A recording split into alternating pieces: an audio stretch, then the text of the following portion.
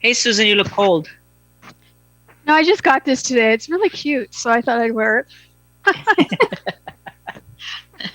I'll probably take it off in a minute because it'll get too warm. Actually, I think we're at 5:01. That's it. We're live on YouTube. Great, thank you. I will call the Federal Way Special City Council meeting for March 16th, 2021 to order.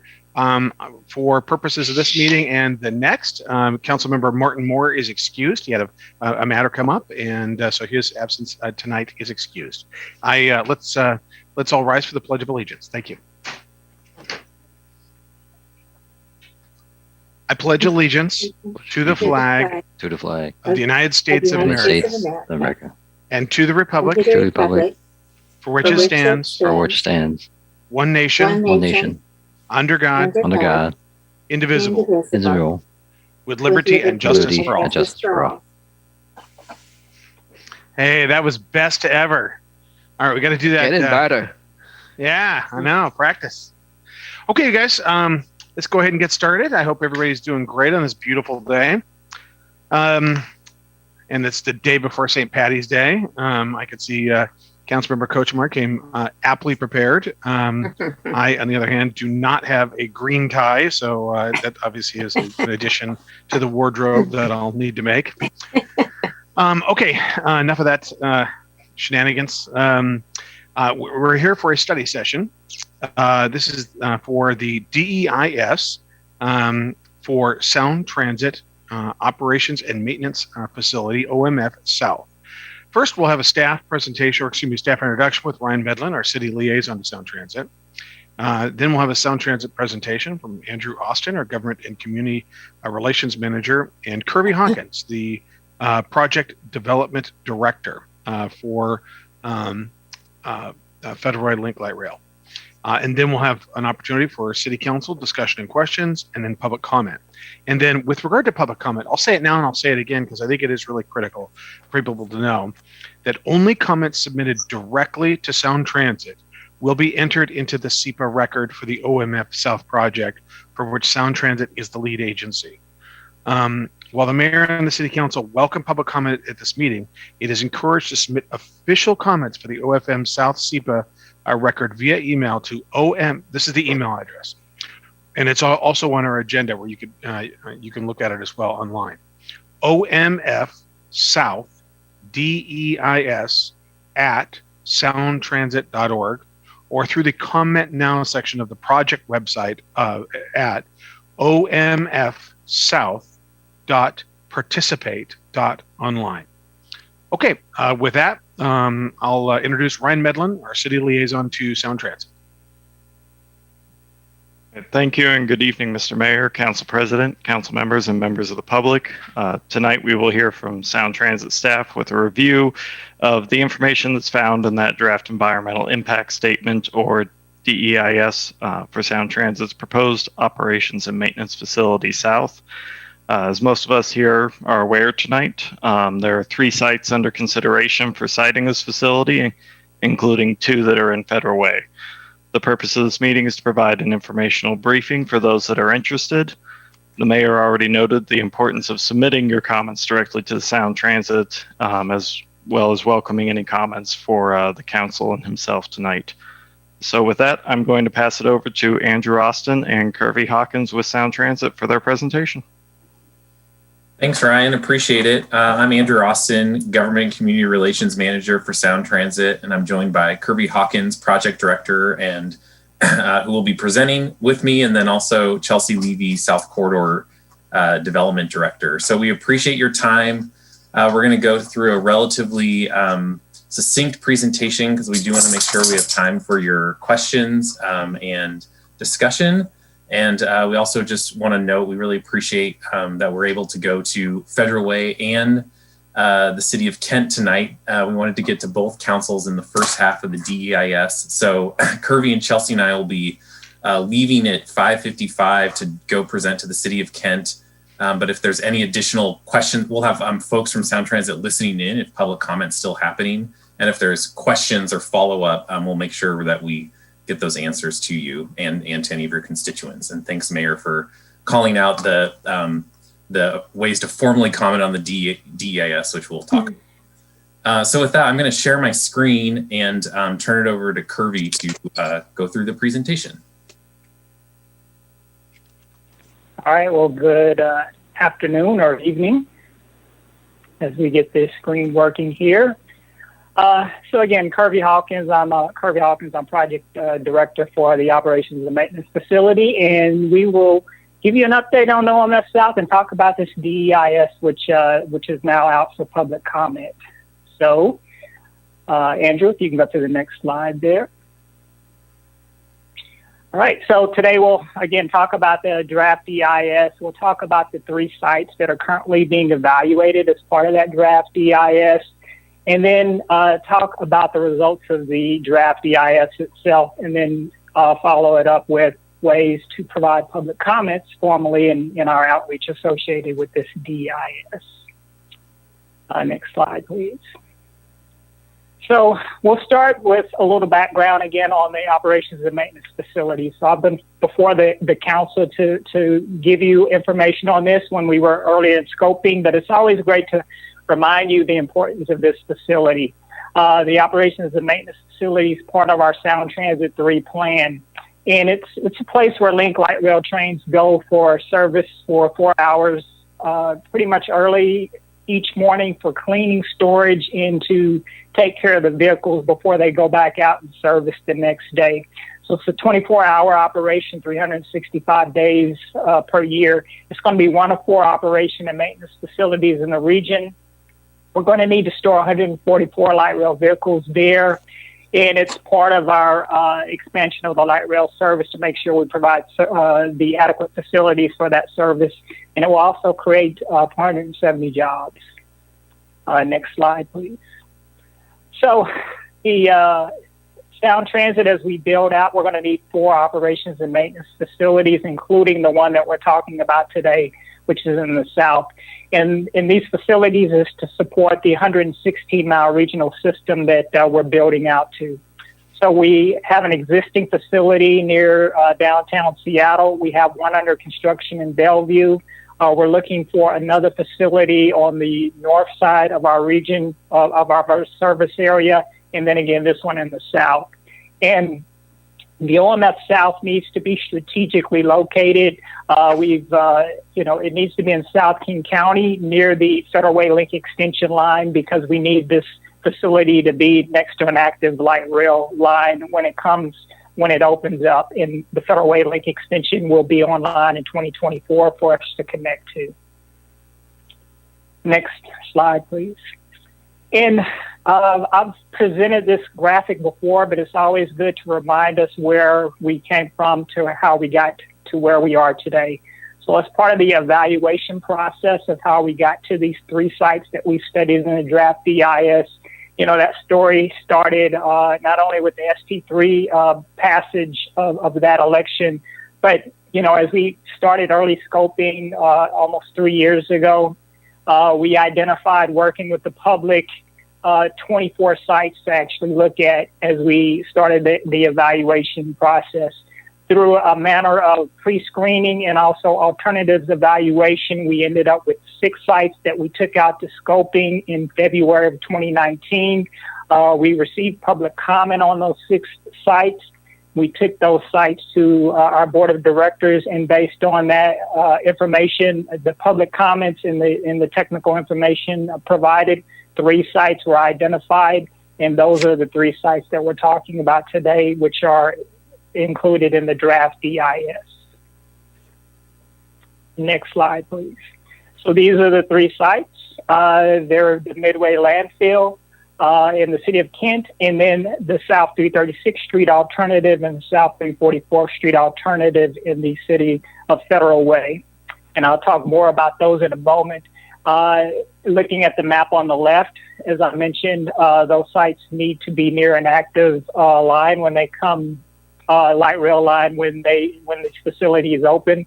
So you can kind of see the dark green line represents the Federal Way Link extension line, and then the light green line represents the future Tacoma Link extension, but it's about a 1.5 mile, 1.4 to 1.8 mile extension to reach those sites in Federal Way, getting it close to an active rail line. We can go to the next slide. Thank you. As mentioned, the OMF South is going to employ over 470 skilled staff. These are going to be new hires. These are going to be essential jobs that will need to be on site each day when the facility is open. So it's not going to be a remote workforce, and these are going to be critical sites for the operation of the light rail system. The fact that these are positions where people have to arrive at our facility each day to go to work, obviously that's a benefit to the local business and economy as well. And these are going to be living wage jobs. The average wage for our existing operations and maintenance facility is $40 per hour, or approximately $83,000 per year. This OMF will also have a training facility, and we're in active conversations with King County Metro to explore the development of an apprenticeship program to get local residents into these high-paying union career jobs as well. Next slide. And this provides a view of some of the types of jobs that will be working out of the OMF. So the largest group of employees will be LRV operators and also light rail vehicle maintenance workers as well. In addition to the apprenticeship possibilities, there's also this possibility of the internal promotion through the suite of jobs as well. So a person that is cleaning vehicles could eventually be trained to maintain the vehicles, which is a higher paying job and requires more skills. So obviously a great chance and opportunity to, once you begin working here, it's a career there where you can grow in advance in your career working out of this one site. So we're talking more about the draft EIS. The DEIS was prepared under the State Environmental Policy Act, or SEPA, since we are not seeking federal funds, and Sound Transit is the lead agency for that SEPA. And we are also complying with NEPA as well as we developed our SEPA document, this draft EIS. Next slide, please. This slide illustrates what's being studied as part of the OMF South EIS. So we'll explore the impacts of transportation, the natural environment, the built environment. So we look at impacts to, low income and minority populations, hazardous materials, the impacts to traffic, the effects to wetlands and sensitive areas. All of those things are documented in the draft EIS. Looking at the 3 sites themselves, each of the sites, regardless of where they're located, are going to have these same common features. They're going to be a place where we need to store 144 light rail vehicles. They will also have the facilities, the operation and maintenance building facilities. That's space where the light rail vehicles are maintained and repaired, cleaned. And then a maintenance of way building as well. A maintenance of way building is a place where we do the light rail facilities maintenance, such as the maintenance of the stations, tracks, and signals, for example. We will also have a linked system-wide storage building as well. So this is a centralized location for the receiving of materials and parts to maintain the guideways and systems for our light rail vehicles, for example. So it's a little bit more than just a place where the vehicles are stored at. This facility supports our system-wide light rail, our light rail system region-wide. Next slide. And so looking at the sites in a little more detail, starting at the northernmost side, the Midway Landfill site in the city of Kent, located at the landfill between 246th and 252nd. It's on 68 acres, and it's going to be adjacent to the Federal Way Link extension tracks as well. And the OMF South, if it were to be built at this facility, the construction of the Federal Link extension will not preclude this from being selected as the site. However, if the construction of the connection into the Federal Link extension is impacting the federal investment at the Federal Link extension, we would need to reimburse the federal government for the value of that impact.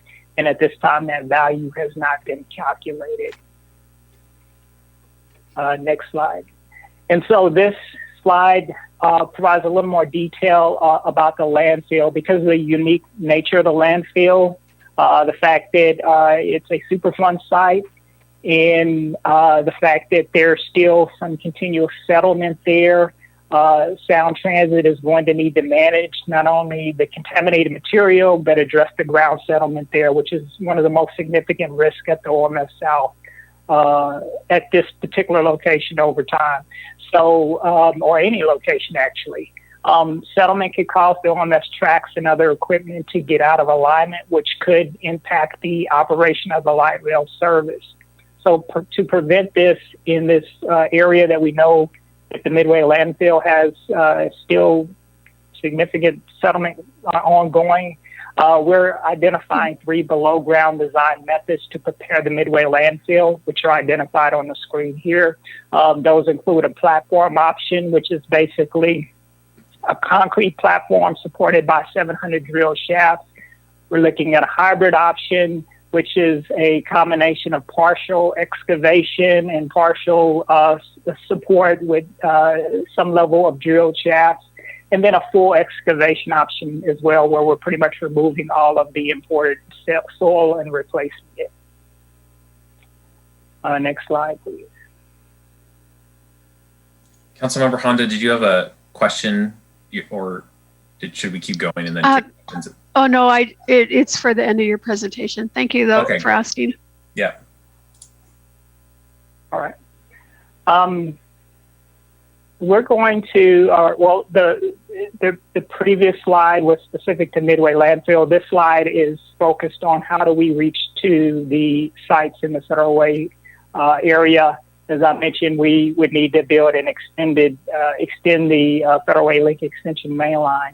So this summarizes sort of that mainline track that would connect to those alternatives in Federal Way. The mainline itself is shown in green on this map.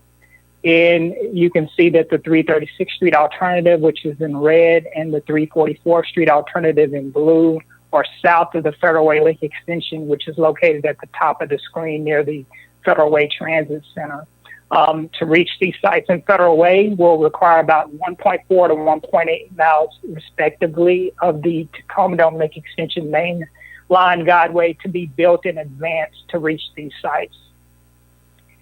These tracks would be built and the impacts realized as part of the Tacoma Dome Link extension project, regardless of which OMF South alternative is selected as well.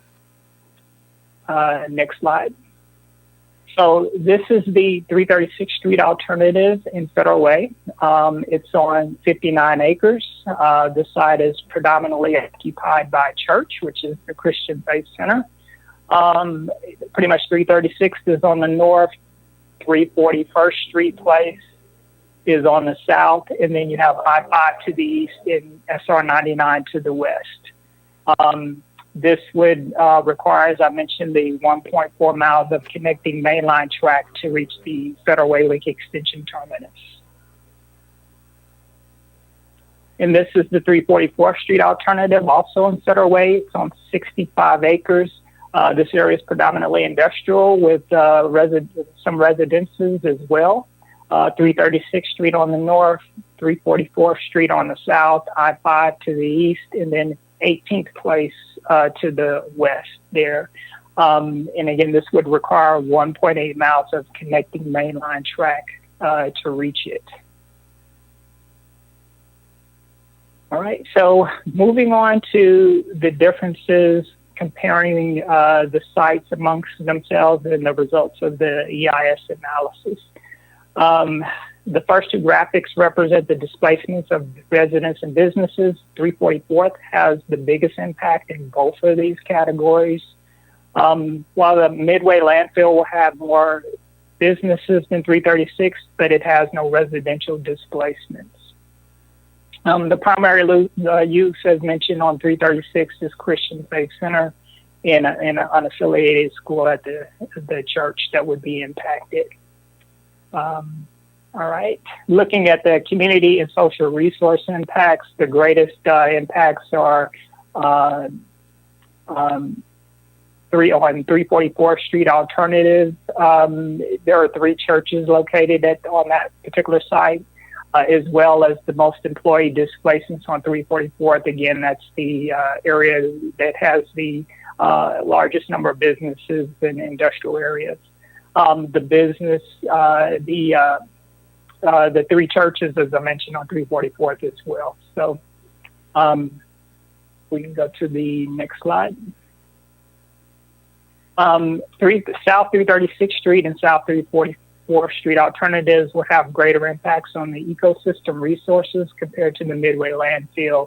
And there's just several wetlands in the Hollywood Creek system in this area of South King County.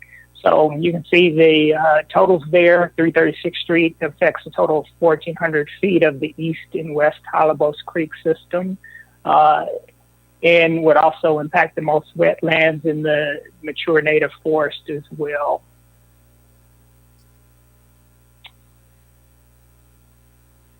Thank you. And as far as construction, the Midway Landfill alternative would take the longest to construct, from 6 to 8.5 years, while the Federal Way sites have an estimated construction duration of about 3.5 years. The Midway Landfill takes longer because the below ground site preparation that's required to complete that construction. Comparing the hauling of materials during construction, the Midway landfill hybrid and the full excavation options require quite a bit of trucking because of the amount of excavation that is required there. And also just, there's no contaminated materials on site. So this is an important impact. Just the number of daily trips associated with that mean that there's more impacts, obviously, to I-5 and the local roads there. To give an example of the amount of debris that's expected as part of those 2 options, that's the equivalent of about 900 Olympic-sized swimming pools.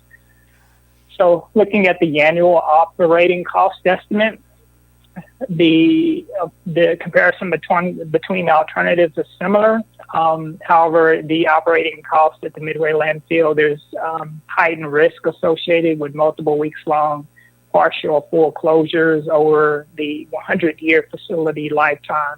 And this is due to the impacts of the ground settlement causing Trac and electric power infrastructure that could get out of alignment. These closures could potentially impact service to the region as well. The next slide, thank you. So this slide summarizes the conceptual cost estimates among the 3 alternatives, and it includes the design options at the Midway Landfill as well. So these cost estimates are presented in a range to reflect the preliminary level of design and planning that has occurred. The red line communicates the amount of the OMF South that's currently in the ST financial plan. These estimates are to be used to compare the alternatives, and they do not include the cost of the mainline connection to these sites in Federal Way.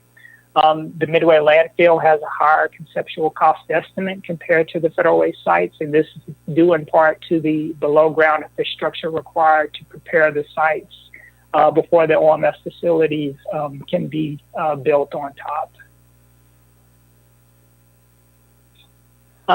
So now we're going to talk a little bit more about the mainline tracks, and we just have a couple more of the EIS slides to go here. So just as a reminder, we're going to need to connect to the Midway, to the Federal Way sites from the Federal Way Transit Center. If one of those sites are selected, we're going to need these additional mainline tracks to reach those sites.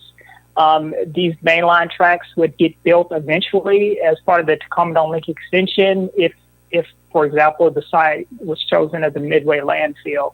So regardless to which alternative is selected, these impacts, the mainline impacts would somehow be eventually realized. So looking at a comparison of the mainline tracks, the residential displacements, and again, these are just comparing the mainline tracks, not comparing the sites. So the mainline tracks, the residential displacements are equal for both. The South 344th Street alternative mainline track impacts to business and employee displacements are greater because the sites are farther south, and thus the mainline track is longer. Comparing the ecosystem resources, the mainline tracks have equal wetland impacts, while the 344th Street mainline has more forest acre impacts, and the 336th Street mainline has more stream impacts. And then regarding the cost of the mainline tracks, this isn't shown, but the 344th Street alternative has a higher conceptual cost estimate because the site's farther south. So the 336th Street alternative mainline cost is between 230 to 290 million, while the 344th Street alternative mainline cost is between 330 to 470 million. All right, so next is public outreach and environmental review timeline. And I will turn it over to Andrew to finish this up here. So just to wrap up quickly, wanted to let you know about the extensive public outreach we're doing to make sure folks know about this DEIS process. So a comprehensive mailer was sent out to all homes, properties, businesses within half a mile of the 3 sites. We also sent out a notice to the approximately 3,000 folks who are registered for our email listserv, sent press releases to all the local papers. We're doing print and online media ads and notices. We're doing property owner and resident briefings throughout the whole corridor, many of which have been scheduled, and just making sure we're getting in front of all the folks who could potentially be impacted at all 3 sites, as well as some community listening sessions. And then also working with Sound Transit social media and the open house, which I'll mention in a minute. In terms of timeline of where we're at with the process, so the public comment period runs from March 5th until April 19th.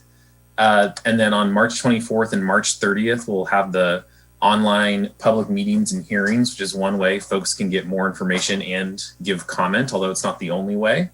All the comment that we receive will be captured in a summary document that will be given to the Sound Transit Board and also available to all of you in the public. And we'll share that once the comment period is over and it's all been processed.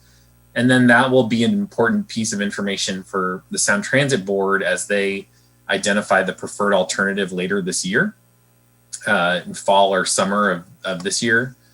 And then the final EIS will be issued in mid-2022 with the Sound Transit Board selecting the project to be built in mid to late 2022. All of this could change due to realignment decisions the Sound Transit Board's facing, but this is the timeline that we're operating under. In terms of ways that folks can participate and comment, a great way is the OMF South Participate Online Open House. That site is also translated into Korean, Russian, and Spanish, where they can get info and submit comments. We also have the 2 hearings I mentioned at different types of the day. Those are virtual hearings that we want to make sure that it's easy and accessible for folks. Folks can email, leave a voicemail, or send a snail mail to comment on the DEIS. So we're really focusing right now on informing people what the DEIS says and then letting them know where they can comment on it. So that is the conclusion of our formal presentation, and happy to take questions. Okay. Council, let's see. Actually, can you stop sharing your screen and I can take a look at the council? All right, Council President Hunt, thank you. Thank you. Thank you for being here today to all the Sound Transit folks. It's always good to see you. I have a lot of questions, but of course I can't ask them all because we have other council members. But I wanted to talk about what would happen if the Christian Faith Center was chosen site, because there's a child care center there as well as a private school. This school has looked for alternate locations to relocate to, and for the last couple of years, they have not been able to find something that works for them or for their families and students. And childcare, especially now because of COVID and the pandemic, has become almost at a crisis level for having enough childcare for families, especially in the South Sound area. And if we were to lose a large childcare center, it would be very detrimental to our city. So does Sound Transit help with relocating a school or a childcare center? Yeah, so we have we have a relocation program. Kirby, do you want to talk about that, and then maybe Chelsea can jump in? Yeah, so we do have a relocation program. Obviously, that's something that we have not had any conversations, obviously, with the school about that process because the site hasn't been identified. But we do, this is something that Sound Transit has experience with as far as working with the businesses, whether regardless of what type of businesses it is, to provide assistance for relocation and to complete the process is federally, mandated that we do, which is a process, obviously that will, keep the business owner or the entity involved in it's something that will start after the project is selected to be built. So the earliest that sort of communication as far as working on a relocation plan would be able to start would be the 2022 timeframe. But even before then, we have been reaching out to possible businesses, any businesses that are within the site area, and keeping them engaged, making sure that they're aware of the DEIS, aware of ways to comment, aware of our process and timeline. That started actually last year, or even before that time, I should say. But the key point is, this constant communication that we're going to keep with the potential businesses that may be impacted. All right. And another question, if possible, Mayor. Yes, of course. So the more that I have looked at this document and have had discussions with Sound Transit over the past year or so, the more I'm convinced that the Federal Way sites are the chosen sites and that the Midway Landfill isn't really in the running. I hope that that's not true. But for the Midway Landfill, is it possible that the federal government, whatever department in the federal government that would oversee cleanup of areas such as the Midway Landfill, would be able to contribute money to Sound Transit to help clean that area up so that it could be useful land again? I would say that, the opportunity, and we've been asked that question about, a brownfield grant, and would Sound Transit be seeking that? And Sound Transit doesn't own the site, so there's not the strong there's no possibility for us to actually submit for an EPA and or any type of brownfield grant. And if the Midway Landfill site was chosen, at this time, we don't anticipate that we would own the site. So those two things at this point says that, seeking a grant, for example, brownfields may not be possible from Sound Transit's perspective. All right. I have other questions, but I see other hands are up. So after everyone else speaks, if you can come back to me if there's time. Will do. Will do. Thank you. Councilmember Kochmar. Kirby and Austin, Andrew, I would hope that the money would not be the deciding factor for excluding the Midway landfill. We've had so many people, so many businesses, and surrounding communities, surrounding cities who have all said that we believe the Midway landfill would be the best place for the OMF site. I don't know what else we need to do other than start a petition, do some kind of an uprising. We, for many years, I don't believe, have received our fair share of the money we've contributed to Sound Transit. I've asked in the past, years ago, how much money was coming from the South End, and I never received an answer. And I can tell you that I do know, after having been as a state legislator and previously on the city council, previously as mayor in 2010, I do know that a lot of money was spent in Redmond, heading to the east side, serving Bellevue, Redmond area. I wouldn't know how to compare because I've never really seen figures, but sometimes I feel like the South County area is the poor stepchild of the county, and we seem to get the remains of whatever there is to give. And I just think that the people, the businesses that are being affected, they need to be heard. And our job is to protect our citizens and to speak up on behalf of them. And I would hope if you could take this back to the board, that letting them know that we all prefer the Midway landfill.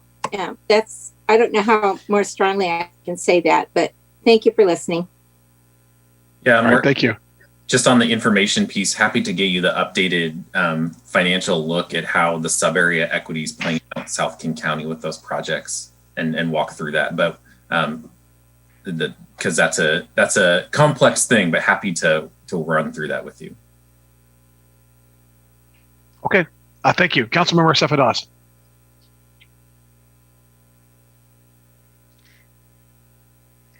Thank you, Mayor, and thank you for the presentation. I think I do want to echo what Council President Honda and Councilmember Kochmar said, that I feel like this is definitely being pushed on us. And I know you've heard a lot from the people, especially the 344th site or location. There's been a lot of opposition. People have come to town meetings, council meetings, to say they don't want it here. It displaces people, it displaces businesses. And I don't think there's any city in the South End that is against the landfill.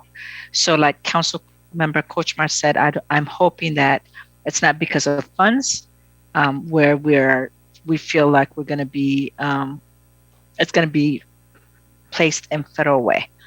One question I have, I have a couple of questions too, but this EIS document, is there like a rubric that you use to determine which site is favored in terms of the study that's done? So in other words, are you using anything to also study the noise impact, the train movement impact in and out of the facility, all these things, how it impacts the surrounding businesses and residents? Is that something that comes into play? That's one question. And I'm a little confused about the Brownsville, that you're saying you don't own that property. Right now, you don't own any of the properties. So how does that fit into this conversation? And with the EIS, is this Sound Transit that does the study? And if so, can we get like a second opinion or anything like that to have a better understanding or to see what they come up with? Because you hear us, we don't want it in federal way. So what else is there that could be done to get it so that additional studies are done, or other measurements are taken, or other studies are taken into consideration? So it's not, there's there's a more weight to placing it at the landfill. I know it's, Okay. it's a lot of questions, but I just I'll try to break those down. So the first one, the DEIS won't make a staff recommendation to the Sound Transit Board. It will present the information to the board for them to make a decision on the preferred alternative. And then Chelsea, I'm wondering if you could jump in on the grants question and the additional study question, which I think were the other two. And then there was also one on the noise and visual impacts, which I believe we did. Yeah.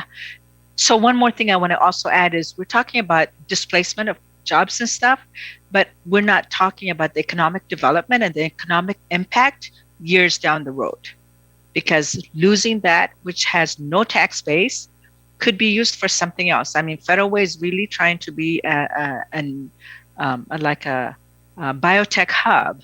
I mean, that facility could be used for something like that. And so I think it's just a waste to go there when we're not benefiting from it at all. And again, the landfill, I don't even, but anyway, so I added one more thing to the statement, but Chelsea, can you jump in on the previous questions? Maybe? Yeah, sure. So as far as the environmental document, it analyzes a number of factors, including noise. It's one of the measures that's analyzed in the environmental document. And the finding is that we don't identify a noise impact from this site. And the background on that is disclosed in the document. And if you'd like more information on it, we could certainly provide that to you. I think you had another question about a second opinion or additional studies. And let me just clarify that this is a draft environmental impact statement. So we have done our sound transit-based analysis, and now we're looking for review and input from the public, from technical experts, from city staff and other agencies to double check our work and to ask additional follow-up questions for us to answer in the final environmental impact statement.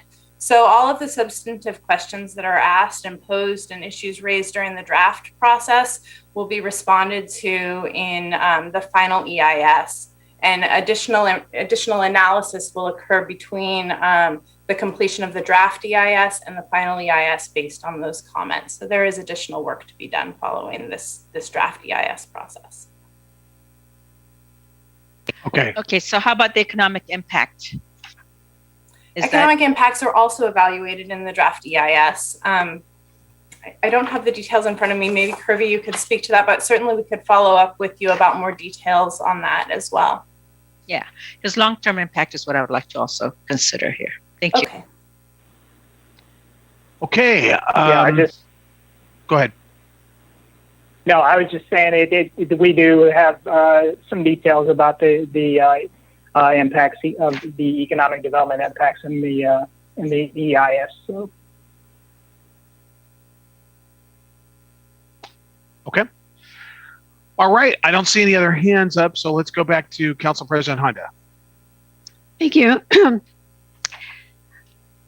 To get to either of the Federal Way sites, Sound Transit is going to have to build underneath the power lines over by the Commons Mall. Is that correct? Yes, the plan is to increase the height of the power lines to go underneath them. So will that cost be included in the cost of what it would take to build the OMF in Federal Way? So the raising of those power lines is part of the Tacoma Dome Link Extension project. So regardless of where the OMF South site is located, the height of the power lines will need to be increased to support the extension of Tacoma Dome Link further south. So that cost is captured in that as part of that project. So it's not included in the OMF costs? That's correct. That's unfortunate because I have a feeling that that's going to be quite a significant cost and could make the Midway landfill look a little bit more attractive cost-wise. I believe that Councilmember Asefa Dawson is asking a question that we are all very concerned with, which is the long-term financial impacts to the city of Federal Way if the OMF South is built here on either one of the two Federal Way sites. and we really need to get that information. The sooner that we can get that information, the better. I guess now, unless anyone else has any questions, maybe we should let the public speak, because I know that the public is as concerned as we are, if not even more, because many of them will be losing their businesses, their homes, and their future. Okay. All right. Thank you very much. Thank you, Council President. Thank you, all the council members. Okay, let's now go on to public comment. Stephanie, how many do we have for public comment? Mayor, I have 3 people signed up. I have Brian Nash signed up, Cindy Wilbur, and Peter Barbin. I don't see Cindy Wilbur on the line yet, but we can go ahead to Brian Nash first. Okay. Hi, Brian. Hi there. How are you all today? It's nice to be here with you. Thank you for giving me a chance to speak. I appreciate it. You're welcome. I see the floor is yours. Buttons there. Yeah, so thanks very much. I have 2 requests for you. One optimistic and one a little more practical. I think most of us here would like to see the Midway Landfill become the OMF South. I think we all agree that's the best thing for all the communities. The EIS is also pretty clear that that option comes with a lot of risk and a lot of dollar costs. I think I remain optimistic that that doesn't mean it's off the table. And I'm hoping that, maybe a little bit of delay we've had in the schedule with everything that's happened this past year that has affected Sound Transit's schedule. Maybe that is the window we needed to appeal to a new federal administration and get some support for a Superfund site. And maybe that's our opportunity to actually get a win-win out of this. And I think we should try to take it.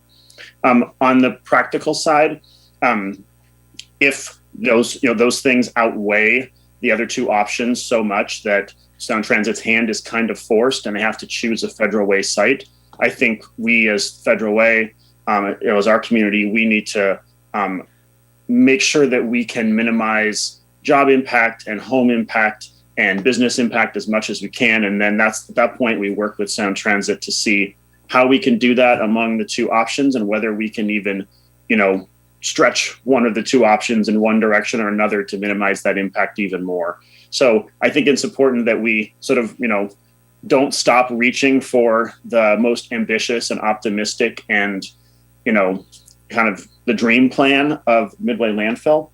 But I think it's important we start talking as a community about, if that isn't possible, what is our plan B? And I don't want us to be left kind of surprised by the outcome of that. I think we should be having an active conversation with Sound Transit about what those options look like too. I shared a letter with you all with some of these thoughts in it and some of the details about the group I represent, Protect Federal Way. We've had about 400 folks sign a petition to this effect. And I also shared with you, I took the rubric that Sound Transit used in the EIS and made a super easy at a glance color-coded version of it based on what I saw in the EIS that I hope is a good talking point for you all as you talk to Sound Transit about this. Thank you very much for all your discussions about it and for your, giving us a chance to listen in. I really appreciate it. All right. Thank you very much. Okay. If Cindy Wilbur is on the line, please digitally raise your hand so we can see you. We don't see your name logged in. Otherwise, Peter Barbin is next. Cindy, can you hear us? Cindy? All right. Peter, can you hear us? Yes, sir. How is everyone? Good, good. Welcome. Thank you, everybody. It's been about 2 years since this process began. And Kirby, Hawkins, and Chelsea Levy and Andrew, we've all met on many occasions, either on Jackson Street or at the Federal Way Chambers. So thank you for coming and keeping us informed.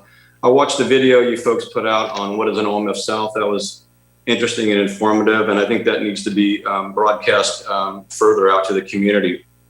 A couple of things that I realized through this process is we were notified pretty late in the game about our selection. It was January of 2019 when we discovered that the site 10A was part of the final 6, and it seems that other sites of the 6 found out earlier. So we're kind of coming into this late in the game. Looking at all the sites, Kirby, and your final 3, what I've noticed with this redraw of the boundary line since the initial scoping about 2 years ago and public comment period 2 years ago, the redraw sites of 10A and site number 9, that is 344th and 336th, have resulted in putting 344 site 10A kind of at a disadvantage. We're losing more homes now. More residential homes are being lost due to the redraw of those boundaries, and more wetland impact due to the extension of site 10A up to the north along Interstate 5. So I think that's kind of an unfair advantage to spring into the program this late in the game. But hopefully the public comment period will expose that. Again, it was a significant redraw of those boundaries that occurred last year. It was last public comment period I attended at Jackson Street was with council members Susan Honda and Linda Kochmar. So that was at least addressed, but it is a concern. It seems to be, again, just a little bit sleight of hand, if you will. And it puts 344th at a disadvantage. Again, with Brian's eloquent presentation a few moments ago, Midway Landfill is the site. Heck, if we can build a 3rd runway and bring in copious amounts of landfill or fill dirt to build a 3rd runway, we can excavate and refill the Midway Landfill pretty easily. I was in a pilot for last year, and it's been for 25 years. So I watched that 3rd runway from start to finish, and then went very quickly and smoothly, minimal impact to the community. So hauling dirt off shouldn't be a problem. Anyway, folks, that's my big comment. I don't want to lose part of my home here in Federal Way. I have a 1-bedroom apartment condo in Burien where I live and work at the airport. Family's grown and gone. Garage Town is the rest of my home. It's my basement and garage, like most of you folks have. You have basements and garages and spare bedrooms. I have a 700 square foot apartment, and the rest of my house is here in Federal Way. I've been here at Garage Town on South 344th for 11 years now. I don't want to lose my home. So that's my input. I know Chelsea and Andrew and Kirby, you've heard me many times, and I'll be present for more meetings. And thank you so much for your time. All right. Thank you, Peter. Thank you. Okay, Mayor, I do have one letter to read. I don't think Cindy Wilbur is on the line, so okay. I don't have her, but I do have a letter that I received. I can go ahead and read that if you'd like. Please do. Okay. It reads from Ken Broyles. Thank you for the opportunity to speak out at this meeting. I have walked around site 10A talking to businesses and homeowners. Some of the businesses have been there for many years and are family owned. A lot of the homes within site 10A have been there for many years. Also, this is the only industrial site Federal Way has. Elenos has a huge business within site 10A that has put millions of dollars into it with improvements. They have many employees working there making the world's best yogurt. I'm an owner within site 10A, what Sound Transit is considering for the OMF facility. I'm one of the owners at Garage Town, which is the extension of my home. Garage Town is not just another storage facility. I have spent a lot of time and money with improvements in my garage over the years. It is and has been a place where my grandkids have learned to work on projects and old cars that I own. They always love to come to Grandpa's garage and learn how to work on projects.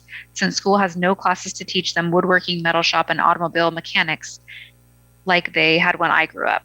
This is teaching them and getting them ready for life after high school or college. There are 67 garages within Garage Town and 57 owners. Within Garage Town, there are some businesses that have employees. If Tacoma can make the Osarco site on the waterfront into a beautiful and functional place, why can't Sound Transit do the same with the Midway Landfill site? Building the OMF site at the Midway Landfill would have the least amount of heartbreak for all the citizens in Federal Way. Thank you for your time, Ken Broyles.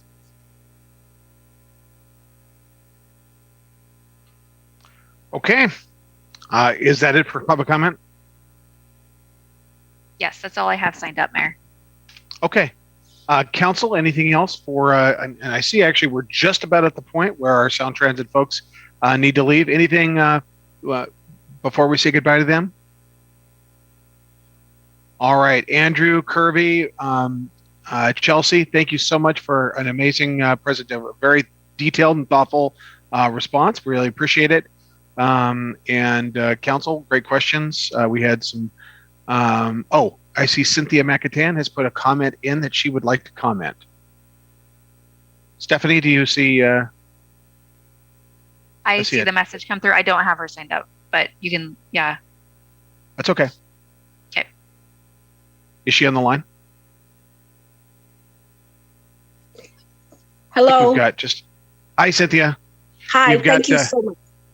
You're welcome. Actually, we've got Your comment will be the last because we've got to get our Sound Transit people to a Kent meeting. So go ahead, please. No problem. Thank you for the opportunity to speak. I'm sorry I wasn't able to sign up in time. I just wanted to comment that the numbers that were shown from the staff, and I think you did an excellent presentation, didn't include a cost-benefit analysis of the following, of some of which Councilmember Asafa Dawson did mention. The first one that I would like to point out is that the cost to relocate the businesses, the cost to relocate the residents, that needs to be factored in. We still don't have the numbers of how many of those businesses are minority owned. We don't have the numbers, or at least I didn't see them in the report, the impact of those community resources like the daycare center and the school. How many people are being served that are from low-income communities and BIPOC, meaning Black, Indigenous, and people of color, how they're being impacted with the displacement of these particular sites. Because then we would have a true understanding of not just the cost, but the impact on special marginalized communities here in Federal Way.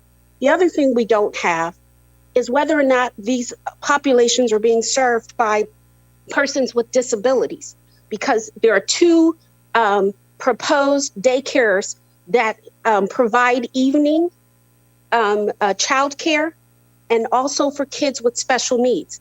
They're the only two left that I know of in the city of Federal Way. To move and relocate them is a major hardship for those families, not to mention the trauma on those children. What kind of analysis has been done there? And then talking about the economic impact. Yes, there might be 400 and something jobs created that have an average salary of about $40 an hour. That's great and fine, but what about those businesses that are currently here that would be displaced?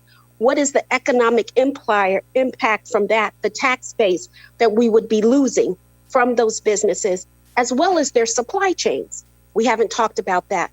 We haven't talked about the impact of the environment and what that really means, the impact on Hylabus. Yes, it's 1,500 or 3,000 square feet, but over time, what does that look like, right?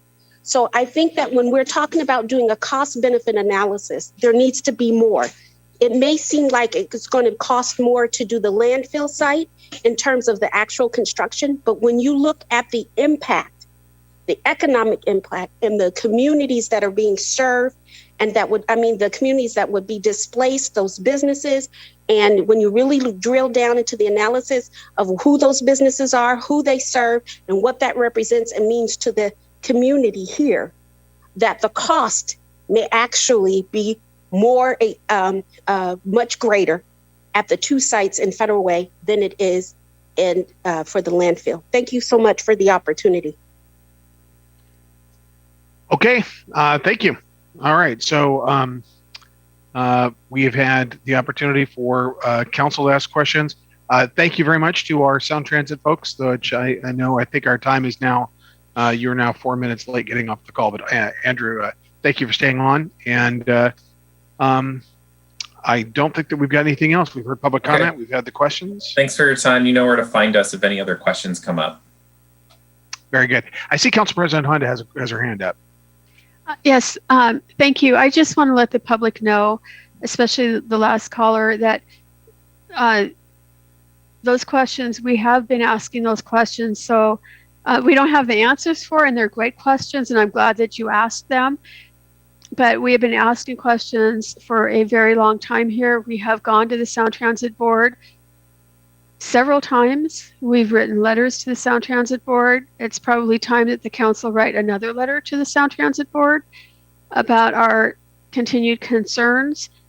And unfortunately, we do not have a dialogue with the Sound Transit Board, and we haven't had a dialogue with the board at this time. So I'm hoping during this time that the Sound Transit Board does choose to start a dialogue with our council and with the Kent City Council, because this will impact our city as well as the city of Kent. And this is a major decision that will change the face of what Federal Way looks like.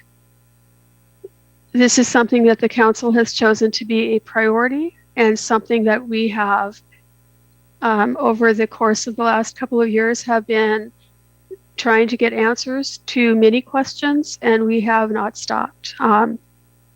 So I just want the public to know that we have been working on this, and we're not going to stop. We are going to work until the very end, until the decision is made. Thank you. Okay. All right, everybody. With that, we are adjourned. Thank you. We've got our council meeting starting in exactly 30 minutes. Thanks.